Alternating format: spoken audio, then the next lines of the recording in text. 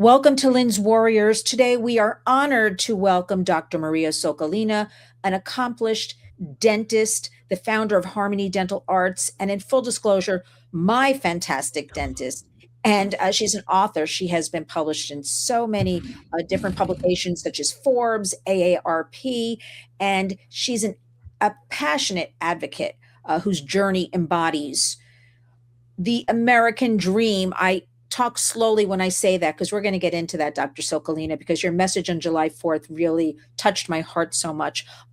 This past 4th of July, when so many people were not getting into the spirit of what our country means, you really shared a heartfelt message and what it means to be proud, proud to be an American and what that means, what comes with that. And you reminded us about our freedom, the opportunities here in America, and personal responsibility remain among our nation's greatest strengths. You're also celebrating, Dr. Sokolina, the fantastic publication, and I am so proud of you and honored for your new book, Breathless, a lifelong dream of yours. I've been hearing for years, I think, from you about you're doing the book, and you've done it. That's a warrior's move. And it's really about your remarkable journey as well as a medical mystery. We'll get into that a little bit. But Breathless uncovers a silent epidemic. It's very important of sleep disordered breathing and the tragic cost of ignoring it. Everybody, I will have all of Dr. Sokolina's information in the body of the video, drmariasokolina.com, Breathless. You can also follow on YouTube. There's a sleep apnea group, but rest assured, I'll have everything in the body of the video. Let's get to it. Dr. Sokolina, welcome. I'm going to say back to the Warriors because we've spoken before. I really appreciate it. It was such a generous introduction. And in general, it's a great opportunity, and I highly appreciate our friendship and our bond and everything what you do for me and for my practice. And now that opportunity for the book for people who, and I know a lot of people, from 10 people I see every day in my practice, 3 of them have sleep breathing disorders. For them to have another, I would say, opportunity, or to have a hope, to have the way of looking at the disease and find the different solutions. Yes, I feel like I didn't really know much about sleep apnea until you started telling me about it, but we're going to get into that. But I want to start with something. Okay, you're an immigrant. Tell us, you came here. Why? And, why America? And why a dentist? Why do you want to be a dentist? Because, I say dentist when I refer to you, but you're so much more than that. To me, you're like a physician. You're a mind healer. You deal with trauma. You're the most relaxed. When I talk to you, you're always like, well, it'll work out, or, but tell us why, again, you wanted to come to America and why you wanted to work on teeth. This is actually like 2 questions, but one yes. question for me. So I'm going to start, the questions to you start any way you want. We're very relaxed. Anyway. I was born in St. Petersburg, Soviet Union, or in Leningrad, Soviet Union. The country doesn't exist and the city doesn't exist anymore. So it's St. Petersburg, Russia. But I would say really deeply rooted questions inside of me related to immigration happened with my mom. Like a lot of things happened with a parent's dream. And my mom was never happy in Soviet Union. My grandfather, who was a communist for 50 years, and now as adult, I understand it better how intricate things in history can affect, our destiny in the future. That being said, so my grandfather was a communist who believed in a better future for all the nations, for all the workers, was actually put to jail in 1937. So he spent time there before World War II, and him being a Jew, originally he didn't have opportunity, then he thought he got the opportunity, then this opportunity was taken away. That's from my mom's side. From my father's side, that family perished in Holocaust. So, things kind of get a little bit engraved in your genes. Yes. And then my mom, who did not like the system at all, that Yeah. was her thing. She really wanted to leave, but she didn't have courage to leave. Her parents Yes. had a different idea. So, um, when I was a child, yes, I really want to see what outside of this closed iron curtain. That, anything related to foreign life was appealing to me. I really love it. But it was not possible. It was close, but luckily for me, in the 90s, country changed, everything changed, borders become a little bit more open, and I got the opportunity. But not that. I realized when I was finishing my medical dental school first time, what opportunity as a specialist going to be very limited. I really want to create the beautiful things, and that was not possible in that time with this type of medicine.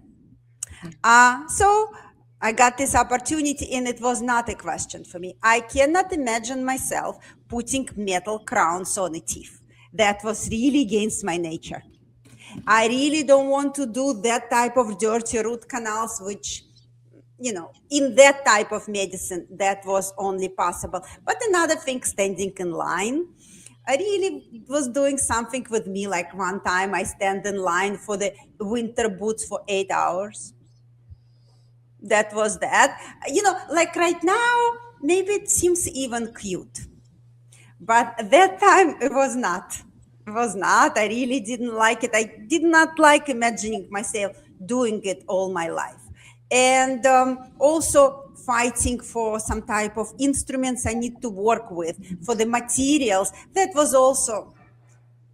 And then I moved to United States to practice my profession on the best possible level. Yes, it's true that value is very important to me. It was important 30 years ago, and it's still important now. So I Yes. cannot be more thankful to this country that give me opportunity to order any materials I want and use them every day, to order any instruments I like, or if I want some technological thing. I'm talking about realistic. I'm not talking about luxury item, Right. but I'm talking about what I feel I need, and it's in my power to get. Of course, ability to have the private business. That's another luxury opportunity, which generation before me, my Yes. parents and my grandparents did not have it, and they would actually accuse of um, thinking about better living, I would say, or even having a separate apartment, not living in a communal flat. I don't want to make your audience bored with No, intricacy no, no, no, no, of the no. I Soviet want you to, no, system. no, no. Dr. Sokolina, I want you to tell this story because Okay. your story to me is really one of strength. It's incredible. You push through no matter what. You're talking about just everyday instruments to do your trade that you couldn't get. We take so much for granted in this country. And when I saw your 4th of July message, which I want you to share, the essence of it is to remind Americans really how fortunate and lucky we are to be in this country. Um, let's get into that message a little bit. What did you say on the 4th of July? I like right now, it was so much from the bottom of my heart, what I don't know if I'll be able to recite it exactly. No, I don't But have to I recite it mentioned exactly. Just the essence of it. essence of that. So one of the things was to be able to practice your profession, how you wanted to practice. And I want Right. to give a little bit of, how to say, share some details. Yes, I graduated from my first medical school, and I did not lose touch with my friends, who are my colleagues, but in Russia. And some of them come here. And recently I had a wonderful opportunity to spend, evening with my classmates, and they were talking how what they have to go through uh, to get instruments for root canals, to get the material to do the root canals. We're not talking about any type of luxury. We're talking about the materials to do the fillings. Because yes, as we all know, Russia have a certain economical sanctions, and they have to do this to get a regular filling materials. It's not like you order it online and then it's going to be delivered to your office.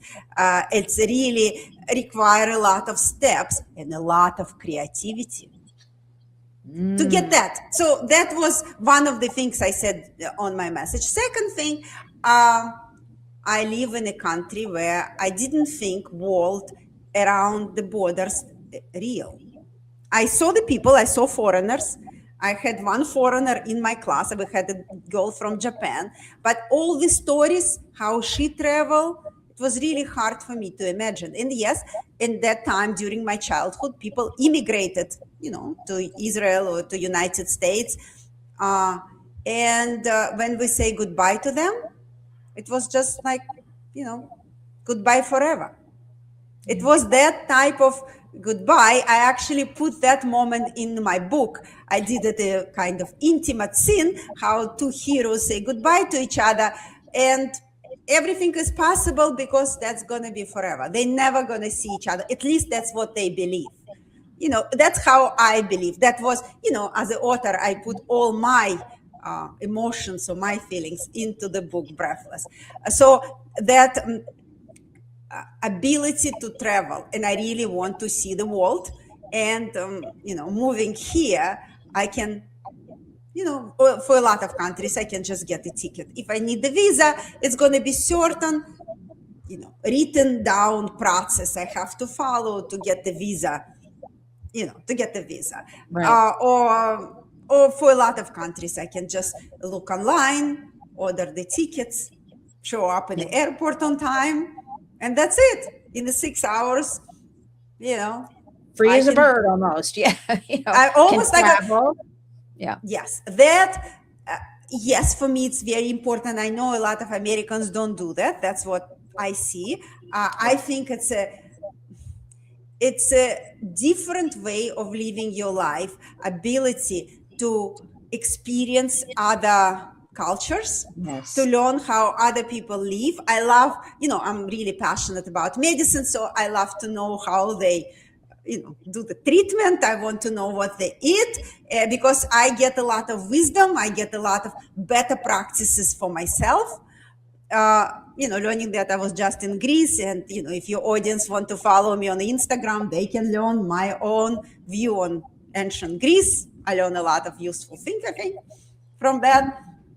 And from other countries, I put a lot of my travel experience from Galapagos or from Ethiopia in the book of Breathless. So that's how I use travel. But the third thing about my kids, I have two boys, and the fact what living here, yes, they can get a good education or whatever education they can get, and if they working hard, they can get fulfilled Right. careers. They can do something they like. It's not, at least how I think, it's not the case in the country I came from. Right. It's almost like here is really like an open door.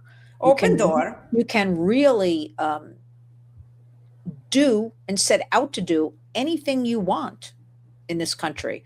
And I think it is a message that has gotten lost over the last couple of, I'm going to say the last decade, certainly, with that. And that's why I love your spirit. I love your energy. I love your passion. I love also your, to me, an artistic person. Yes, you may work, with sleep apnea and disorders and teeth and make faces beautiful, and I'm so thankful for you. But I've seen you stand up and recite things you've written. You're involved book clubs, and it's like, no, but seriously, Dr. Sokolina, it's almost like you've created a new kind of vision for dental medicine. I don't know if I'm making sense, but it's like, you walk in the office and you've got artwork on the walls. It's very creative. It's not sterile. Do you know what I'm saying? It's more embracing. Let's get into the book Breathless, which was recently released, a medical mystery about the hidden epidemic. This has really been, I'm going to say, a lifelong dream, maybe of yours, maybe having your actual own book. Give us a little bit of that journey with the book. Also, I want to start from the childhood. So we had that, we have to create, like any school, student here, we have to compose. When I was very little, I used to tell myself stories. And I was so embarrassed. I didn't want my mom to know what I'm talking to myself because she said it seems crazy. So before I go to sleep, I would tell myself a story about whatever, something. And I used to record those little stories. But then school come. And I put it also in the book, Breathless. A lot of times, this structured way of school, American or Soviet school, they kill a lot of creativity, that curriculum. And I think my book about a lot of aspects, but parenting is one of them. I think parents have to be the best advocate for kids. And if teachers feel, that's not right and this not right, at least I think parents should agree with that and advocate for the child anyway, because we're all different.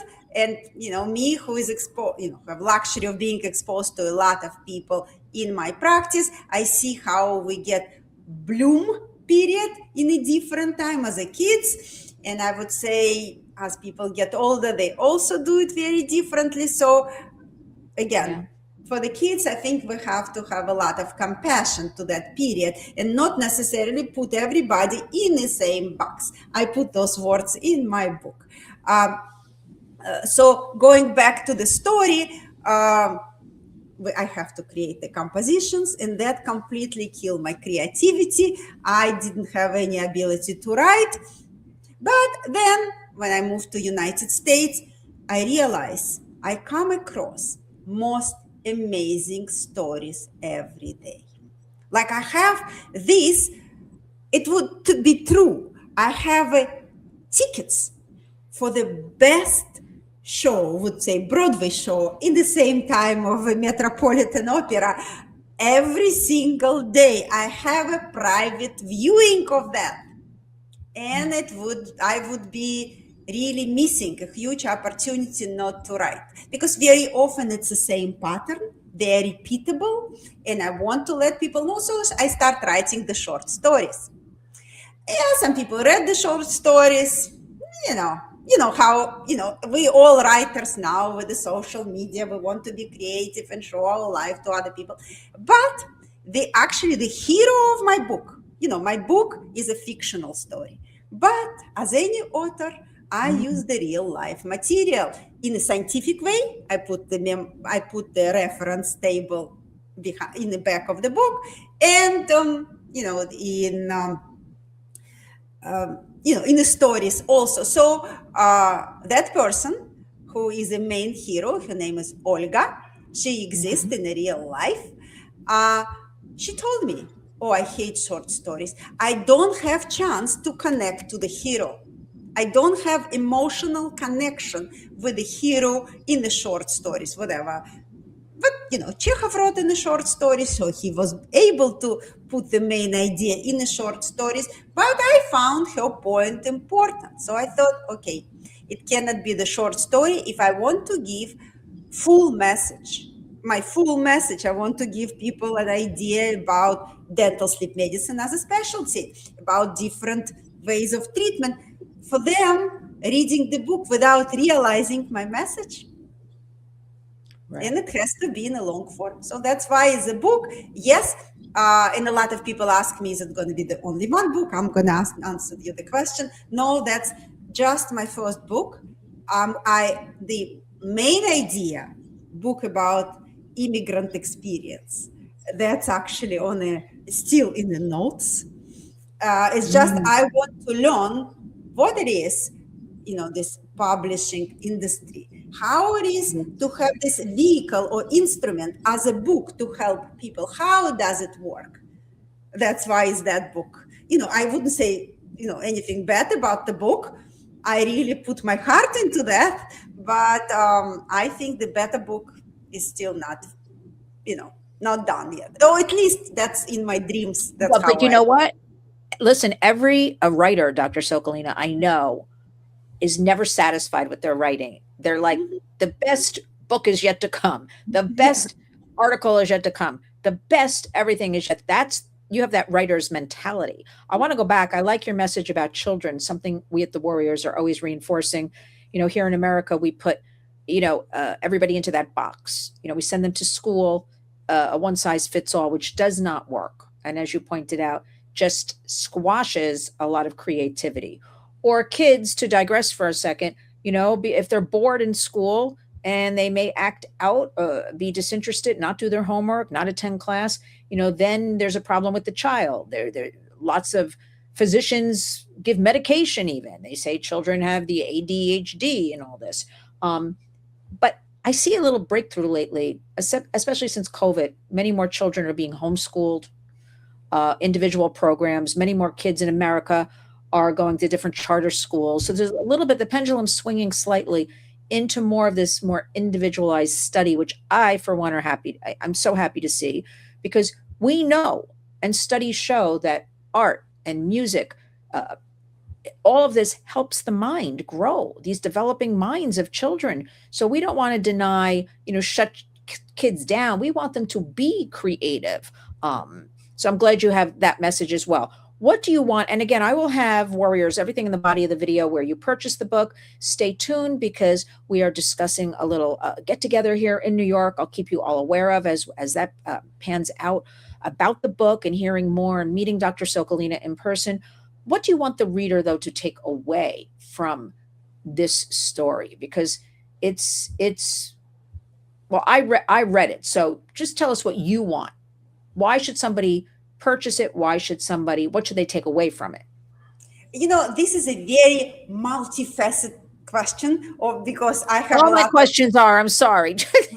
Yes, a lot of dreams regarding this specific book. Number one, as I mentioned, if somebody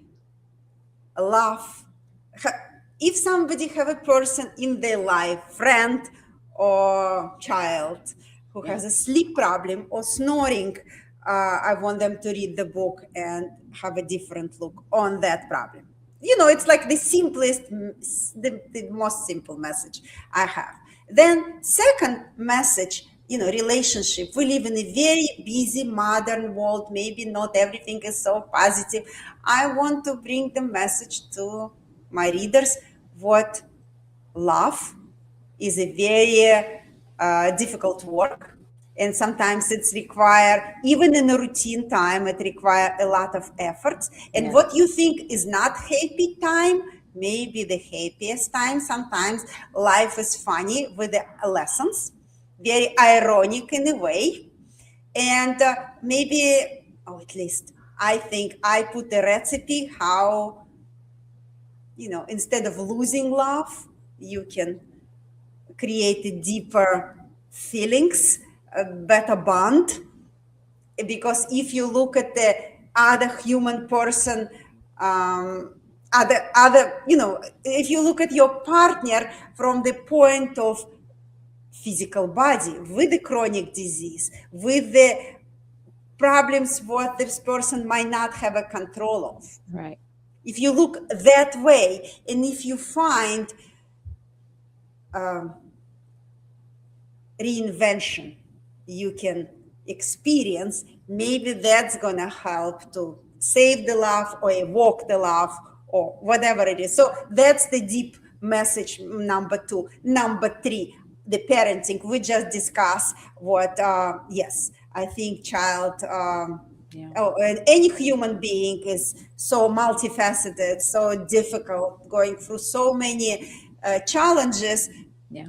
And yes, it may be the person who you gave birth. Maybe at a certain point you had full control over that person, but it's another separate human being, and you would never be able to understand him or her fully. So just be compassionate and you be the best advocate, because I think that's important. Number, four, you mentioned about creativity in school and this and that, or at least I think what right now kids, especially kids, they have such a huge source of information on the phone or on the internet.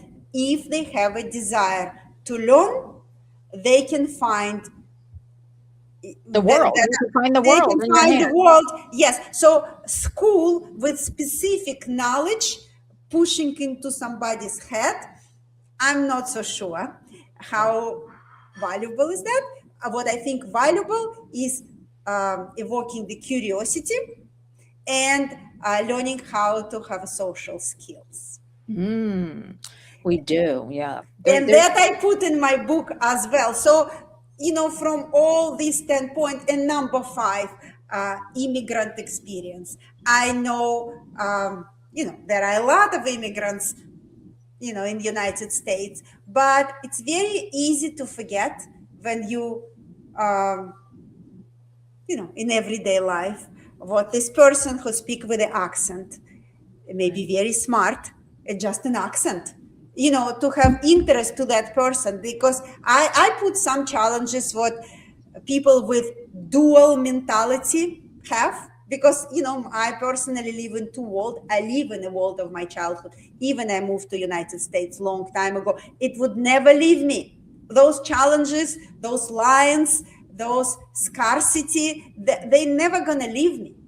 And I know you can look down on people like that, like me, yes, but at least I try to put that message, that immigrant mentality and the richness what we have inside, even we have an accent. yeah.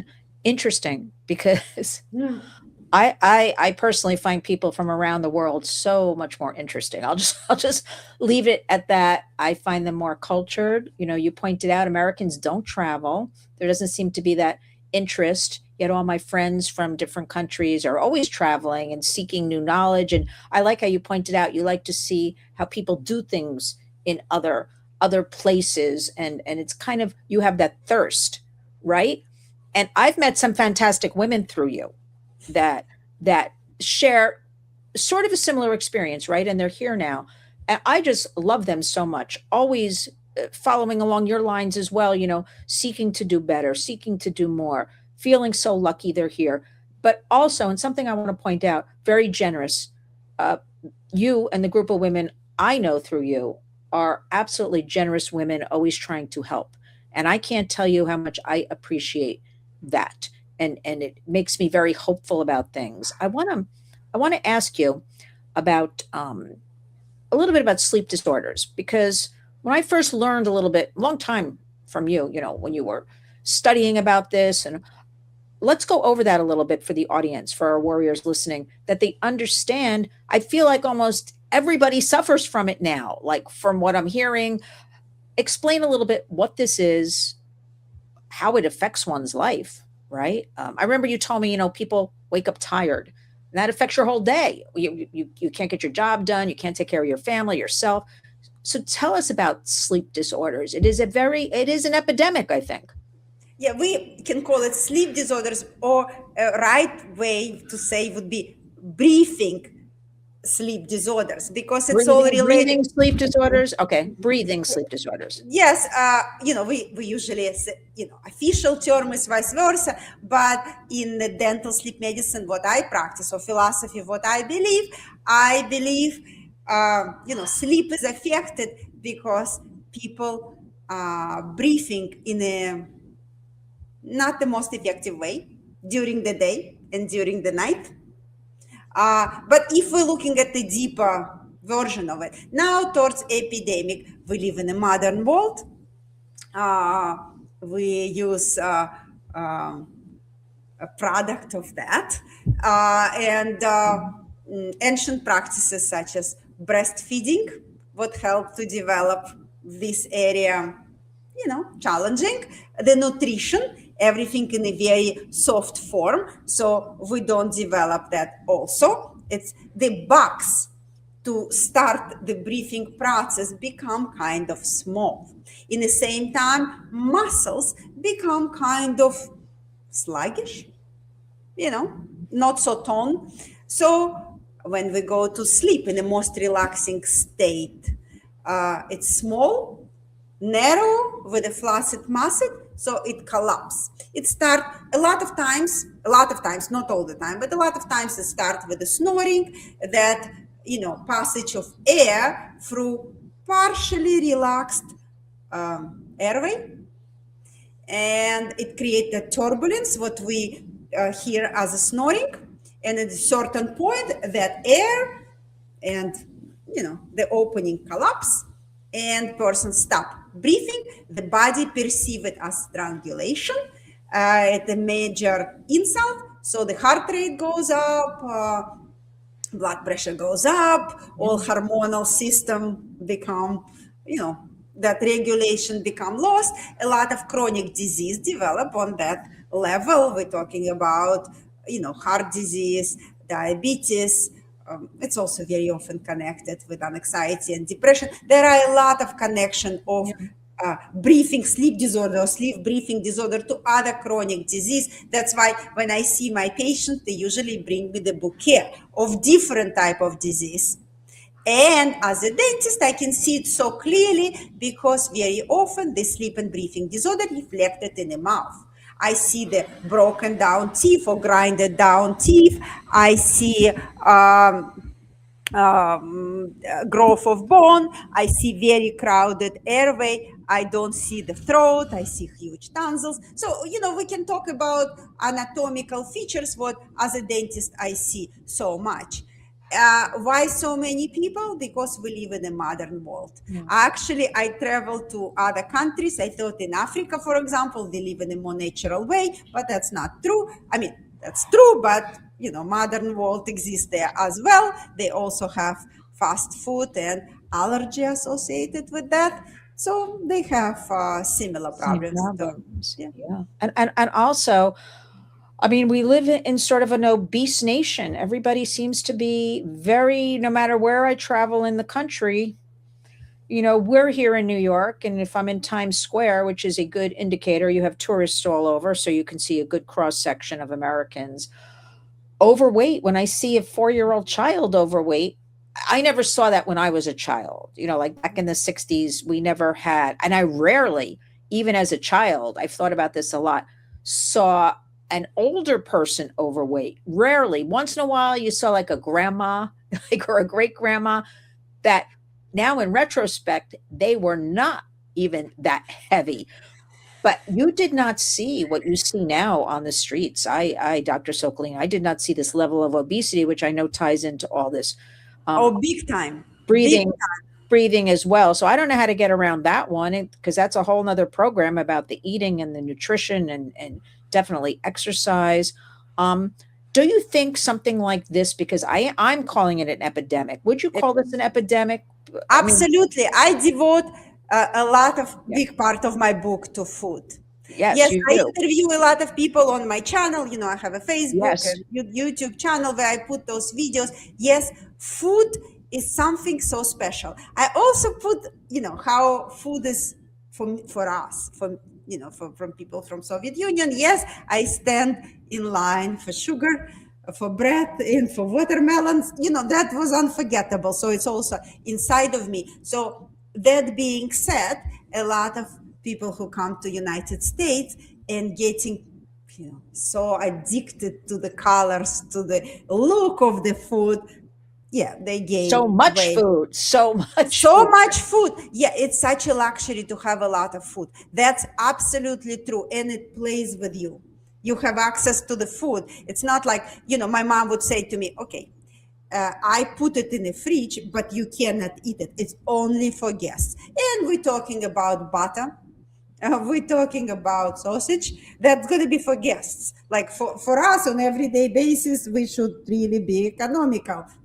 I'm talking about my Soviet memories. But now going back to nutrition.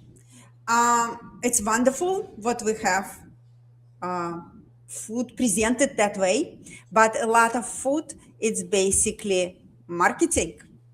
It's just simply marketing. I'm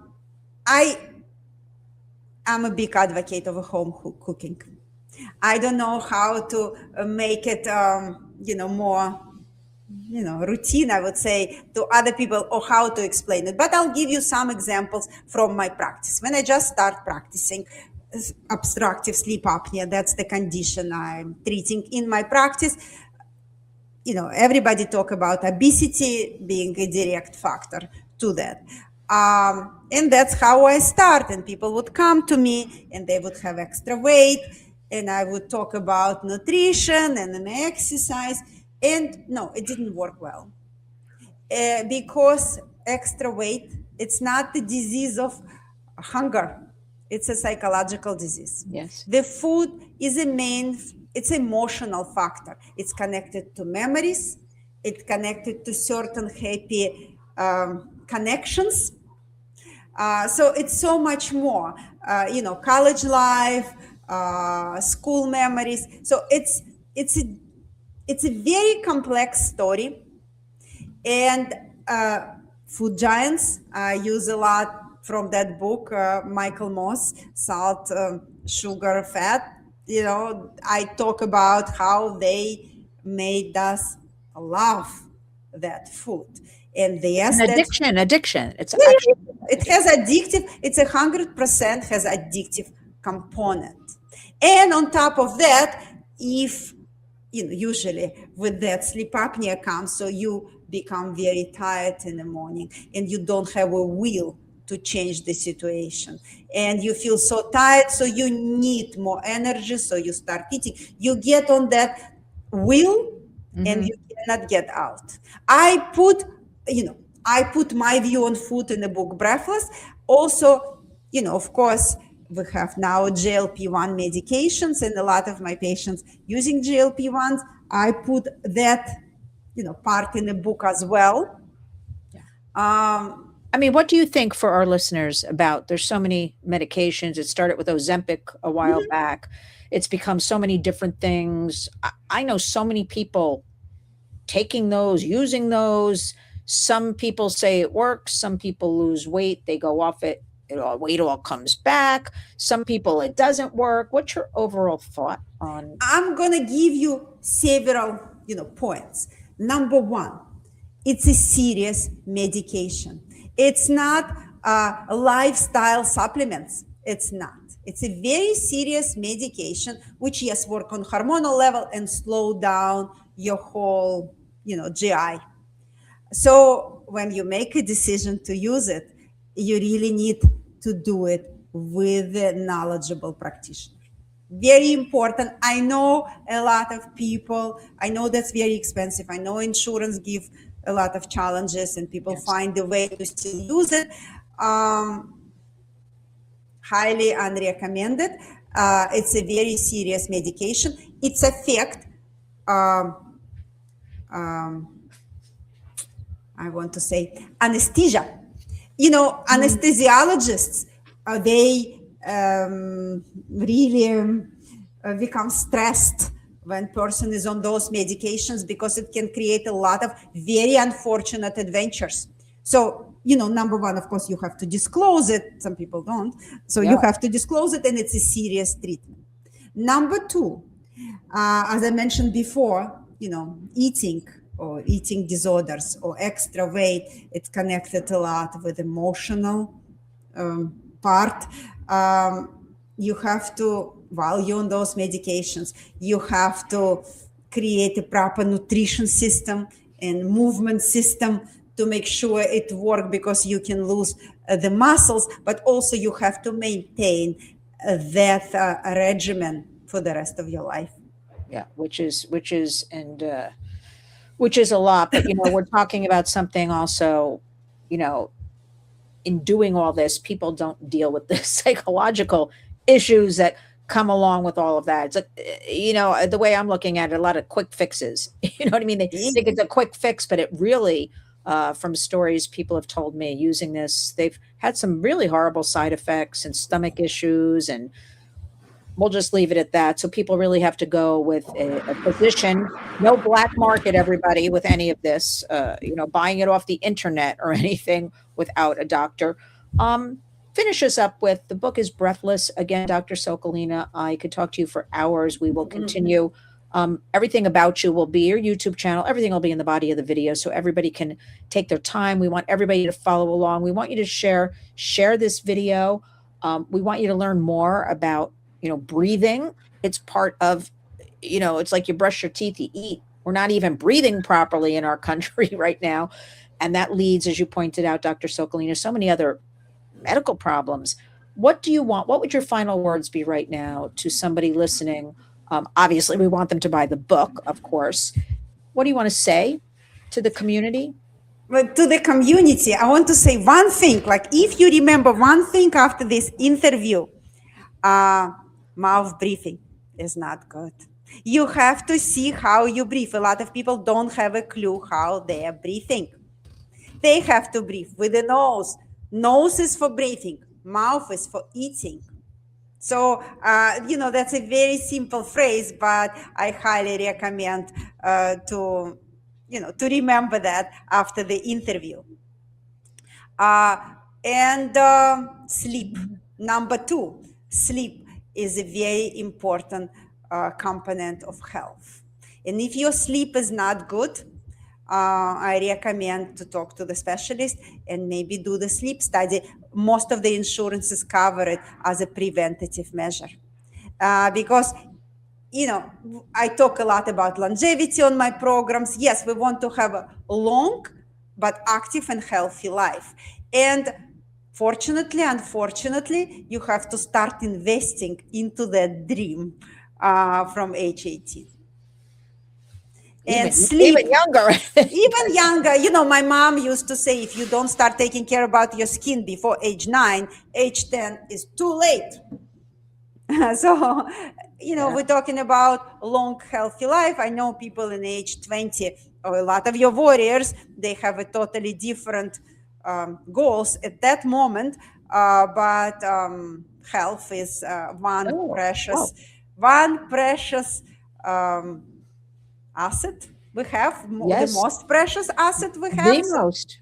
Because when that old saying, if you don't have your health, I mean, nothing else matters. You have to have your health. Nothing else follows. Well, Dr. Maria Sokolina, I am so proud of you for bringing your book Breathless to life, and for all you do, and for being good to my teeth. And I will have, your practice. I will have the website for all of that, Harmony Dental Arts. You're in New Jersey, you're in New York City. And just thank you from the bottom of my heart for sharing your journey and your personal thoughts and trauma. I'm going to say sharing your trauma of childhood and reminding us that being an American, we have a lot of luxuries. We have a lot at our fingertips. We're a very lucky country. And I'm glad that you're telling everybody about it and reminding them. MidtownDentalArt.com is also a website. And to remember that community, our hashtag at The Warriors, community creates change. And Dr. Sokolina, you are a warrior. You are part of our community. So thank you. Let us speak again soon. Thank you very much. I really appreciate that. I'm going to speak to you again soon because we have a lot more. I want to do with you, we'll do a segment on nutrition, just nutrition. We'll just talk about nutrition. We'll do a segment on just breathing, even because people don't even know. You pointed out, breathe through your nose, not through your mouth. We need to do these little nuggets and start getting our society healthy. And it doesn't take a lot. It just takes a little awareness and education. And I'm going to put you the warrior leader on that one. So we will definitely speak again soon. Thank you, Dr. Sokolina. Thank you.